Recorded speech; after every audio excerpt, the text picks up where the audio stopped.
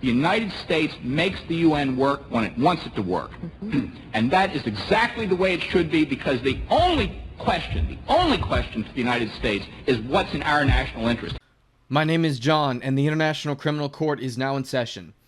It is July 1st, 2024, and before I discuss what has happened on the front line, I would like to apologize for the one-day delay in me posting a new video because, for one, I just felt like there was a lot of stuff going on the front to the point where I just felt like, you know what, I'll give this another day. But also, I was dealing with some real life too, so hopefully you will understand. But anyway, with that being said, let's get to the front. Now, to first start off, let's talk about the Velika Novosilka direction, okay?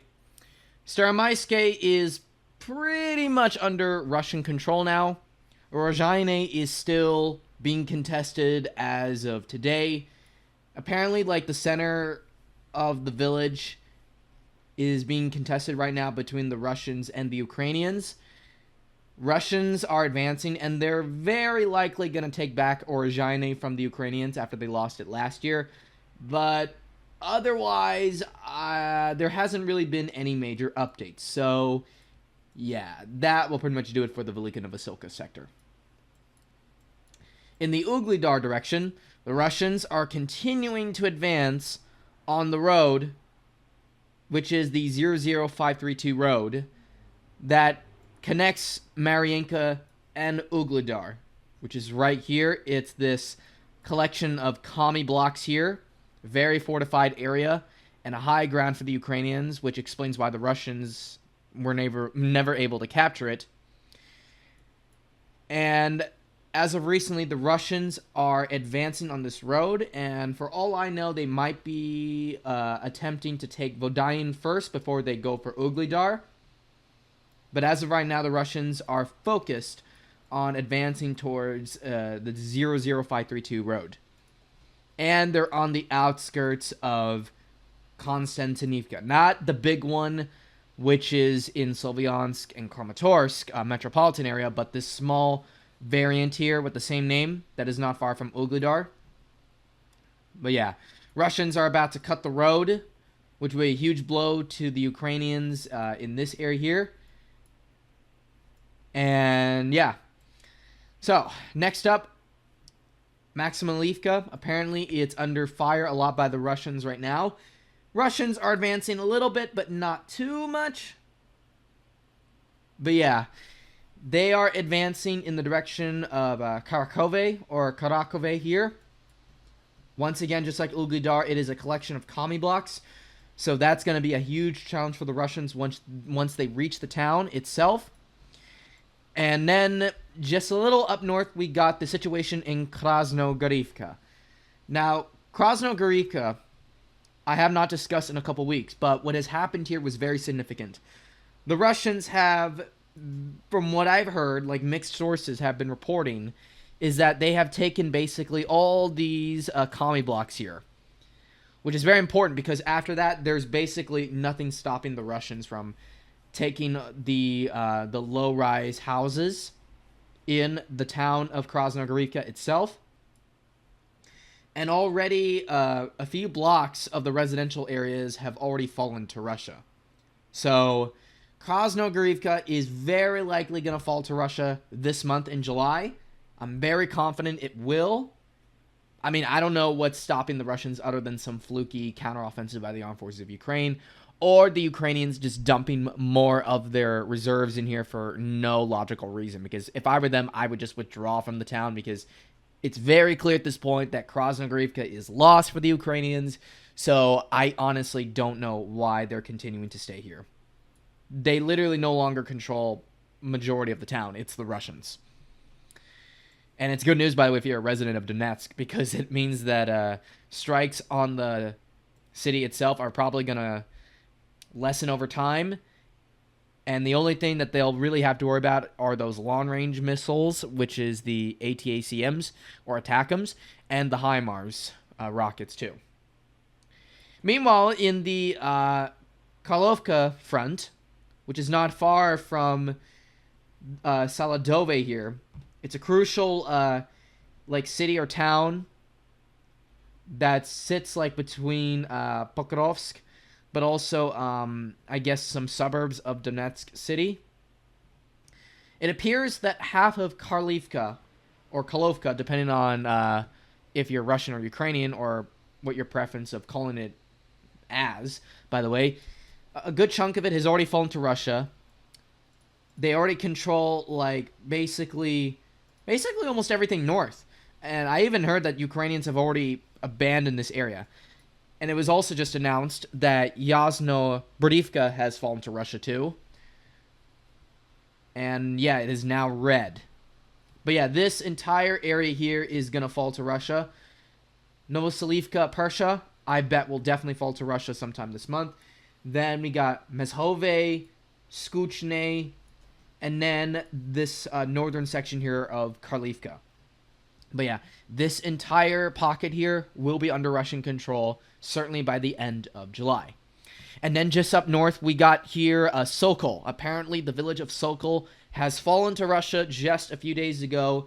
And now another village known as Yevnivka is being contested right now between Russian and Ukrainian forces. And as far as I am concerned, the Russians hold the high ground areas here between Orcharitine and Novoalexandrivka. And because of that, I am expecting more villages to fall soon. So that would include Vovche, Perez, Yevnivka,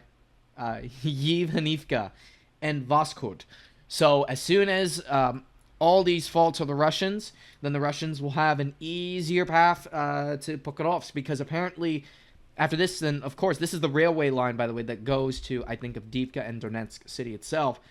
So yeah, after that, then they got to worry about Zelene, Sarivka, Mykolaievka, Orlivka. Again, there's another Orlivka, by the way. And then this fortress here, Novohordrivka. And then after that, you basically got, Battle Pokrovsk. So yeah, the Russians still have ways to go before they reach Pokrovsk itself. But it is looking kind of likely that very soon nothing is going to really stop the Russians that much, unless you want to talk about like huge commie blocks or what. But yeah, I am expecting the Russians to basically take all these areas here. And then I guess the next big battle in Donbass, I think, could be in Novohrodivka, which would be basically the final defense barrier between them and Pokrovsk. That and also Saladove too. But yeah, the Ukrainians don't really have much longer on this front before they reach Pokrovsk, because as soon as they do, then the Russians, as I said in many videos already by now, they are nearing the gateway to Dnipropetrovsk Oblast, which is literally vital to not just the Ukrainian state, but also the Ukrainian economy. And it's not going to really surprise me at all by the end of 2024, beginning of 2025, that the Russians are already knocking on Dnipropetrovsk Oblast's door. It's definitely going to happen. But anyway, let's go a little up north. Apparently the Russians are on the offensive in New York, which is a very silly name for a town in Ukraine. The Russians just started their advance here. They are going up north, taking street by street, though very slowly and cautiously. New York is, so far, for the most part, not really under threat, though there is something brewing in the east that is not good news for the Ukrainians. So, a couple days ago or so, the Russians just made a huge breakthrough in the direction of Toretsk, which is this key town or city. It's like sort of like the size of Avdiivka or so, that is sort of like the gateway to Konstantinivka and Chasiv Yar's like lowland like outskirts. So what happened here was that after the fall of Sumy, there was an operational pause. Like, people assumed that nothing was going to really happen on this front, and that it was some sort of like a feint to stretch Ukrainians. But as of recently, the Russians have realized that there are not a lot of Ukrainians in this area as they were led to believe, and they took a huge chunk of land in the outskirts of Toretsk. So now you're talking about multiple areas, multiple settlements within the Toretsk sector that are now contested by Russia. Pivnichny is one of them. Zalizhny is another. And then they also took most of the village of Pivdine. Now, as far as I'm concerned, I think the Russians hold a huge chunk of Pivnichny under their control. And the biggest obstacle for them is this small, like, commie block, like citadel right here.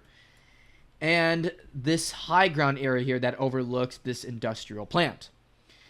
But as soon as the Russians get these two things under control, Pivnichny is basically theirs, and they will have a gateway into Toretsk city itself. Now, again, as I said, there is a shortage of Ukrainians in this area, so it really leads me to wonder what will happen if the Russians continue to push forward with the advance, because we don't know how many Ukrainians are even in the Toretsk sector. More Ukrainians are definitely within Chasiv Yar, which I'm definitely going to go up north in a moment. But as far as I'm concerned, Toretsk is now under threat by Russia, and the Russians have also just recently made this advance here from the eastern direction. So more of Pivnichny is probably going to fall to Russia within days, but the battle for the town, though, has definitely just started. Now, rather or not if the Russians are going to advance towards New York from the southern portion of the Toretsk front remains to be seen.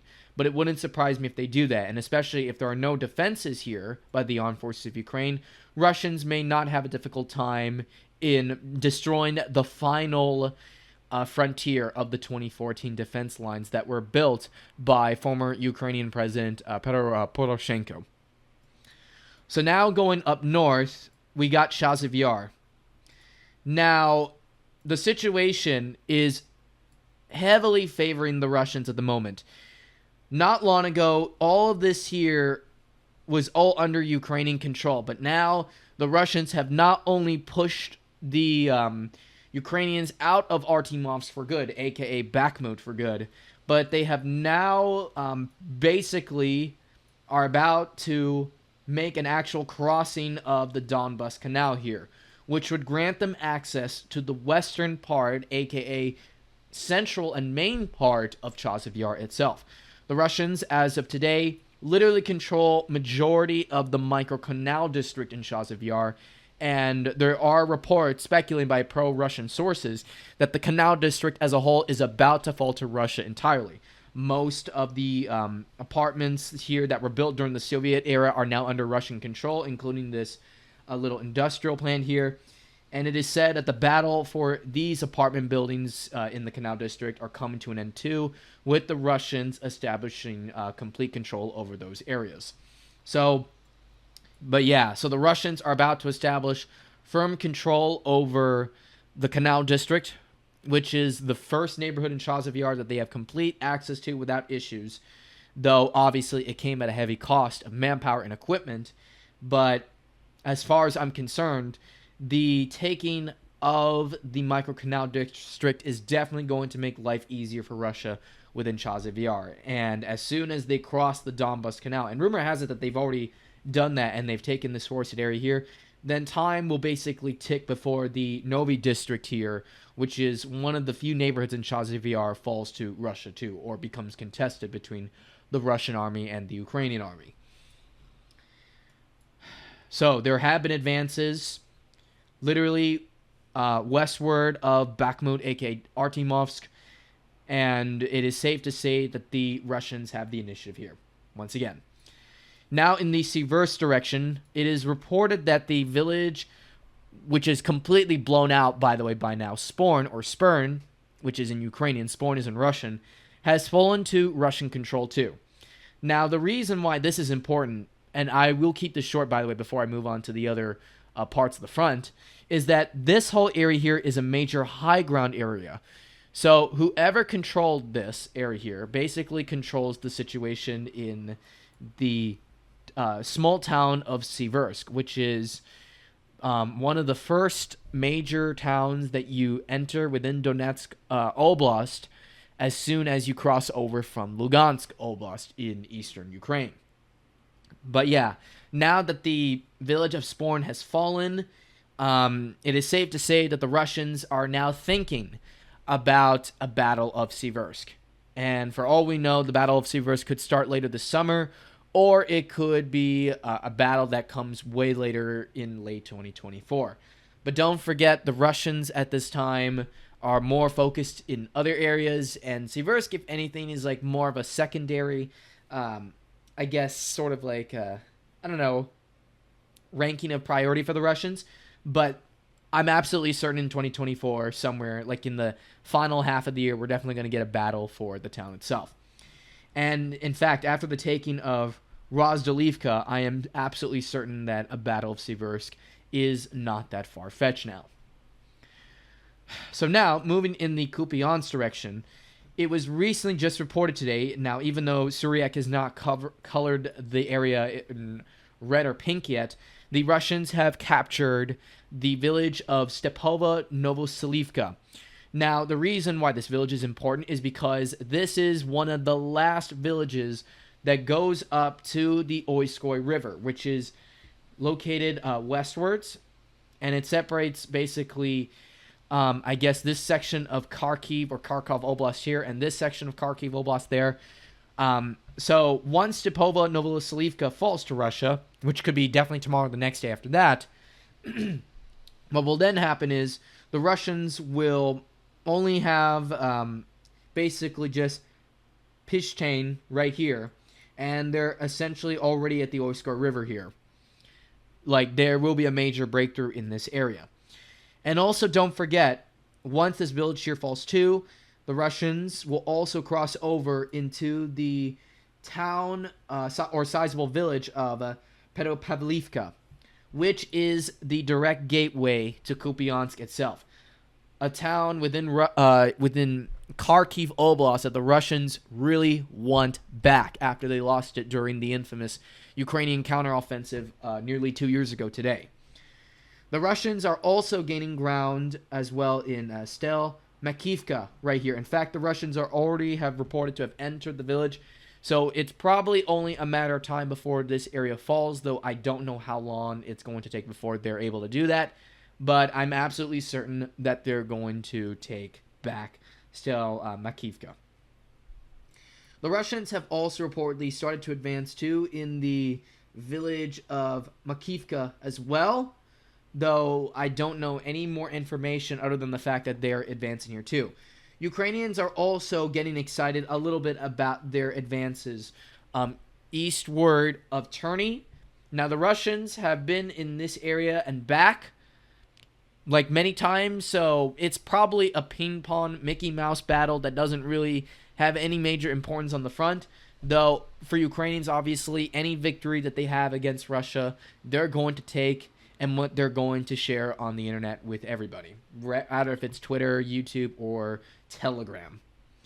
Ukrainians have also advanced in the direction of Dibrova here, and they're also advancing in the in this dark, deepened forest.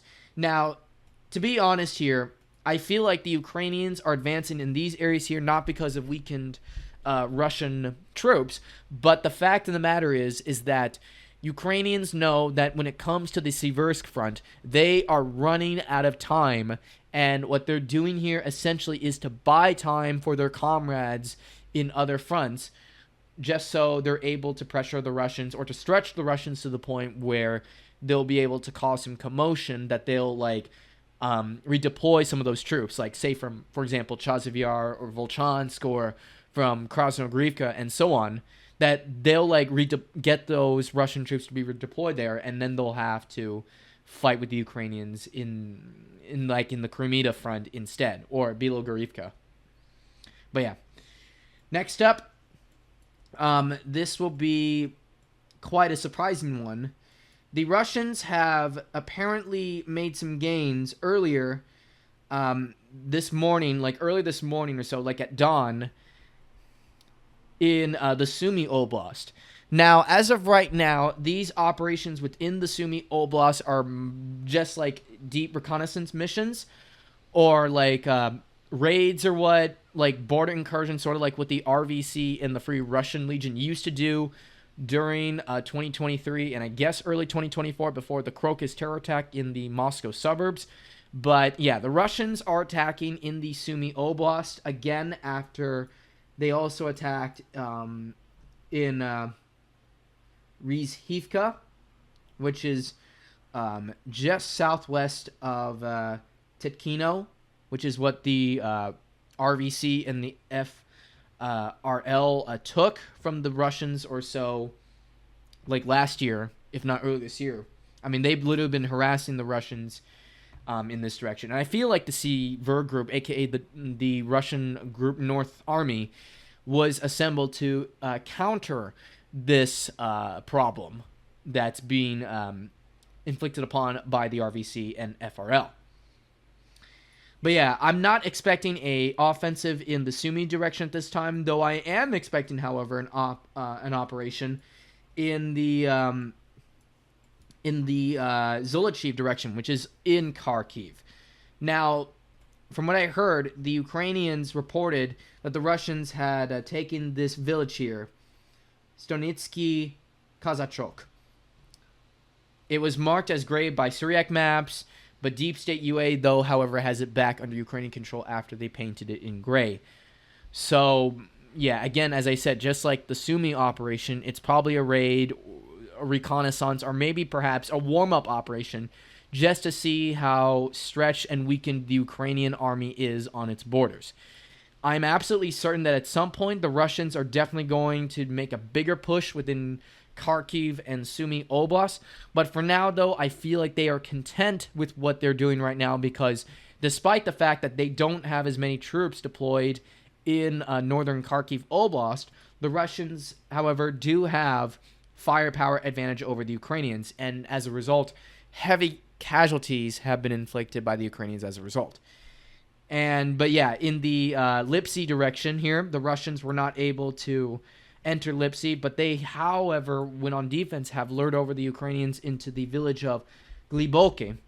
And from what I understand, Ukrainians have attempted to retake the village from the Russians, but so far have failed to do so and have been inflicted heavy casualties. But yeah, that's pretty much it on that front because it's mostly stagnated, and it appears that any hopes of a Ukrainian counteroffensive happening in that area may or may not happen soon, though I will bet that they're definitely going to make an attempt sometime later this month or August. But the Ukrainians right now are just so cooked to the point where I don't think they could conduct this offensive operation, at least in the Volchansk sector. But in Lipsy, it's more likely. It's more doable, but in Volchansk, though, it is dimming very quickly. And speaking of which, let's actually go to Volchansk right now. So, as of right now, the battle, in my opinion, has turned in the favor of the Russian soldiers within Volchansk. Now, recently, the Ukrainians had actually taken control of this area here, but the Russians had recently countered, and they've not only retaken those areas back, but now they're inside the Volchansk Citadel, or Kami Block section. And they have already taken like 2 or 3 buildings within this Kami Block like area here. Now, as far as I know, the Russians are bombing it heavily with FAB-3000s, and it's getting so bad to the point where the videos are now coming out from the Russian side itself, showing them actually entering the Citadel area, which leads many to believe that Russians are not only on the offensive here, but they could deal the Ukrainians a punishing blow in Volchansk direction in the foreseeable future. And if the Russians do take this Citadel area, everything that the Ukrainians hold here right now within northern Volchansk will likely fall to Russia within a matter of time. Like, maybe not even weeks, but a matter of days or so. I mean, who knows? But yeah, as soon as they lose these Kami blocks here, it's basically game over for them in northern Volchansk. As for southern Volchansk, I don't know. Maybe the Russians might set up a buffer zone here after they especially clear out this area here, because Ukrainians have attempted to go on the counteroffensive from the southern section, though time, let's be honest here, is running out for the Ukrainians. So yeah, it's not looking good for them in northern Volchansk, and I'm not going to be surprised whatsoever if they lose this section of the town here in the foreseeable future. And with that, everybody, that's going to do it for today's video. So tell me in the comment section below what you think of today's news. Tell me what you all think of literally what's going on in Ukraine. Tell me what your predictions are for what will happen on the front in the next few days, weeks, months, years, whatever. It doesn't matter. So I hope to see you guys all next time, and I hope you all stay safe. Take care, and have a good one. Peace out.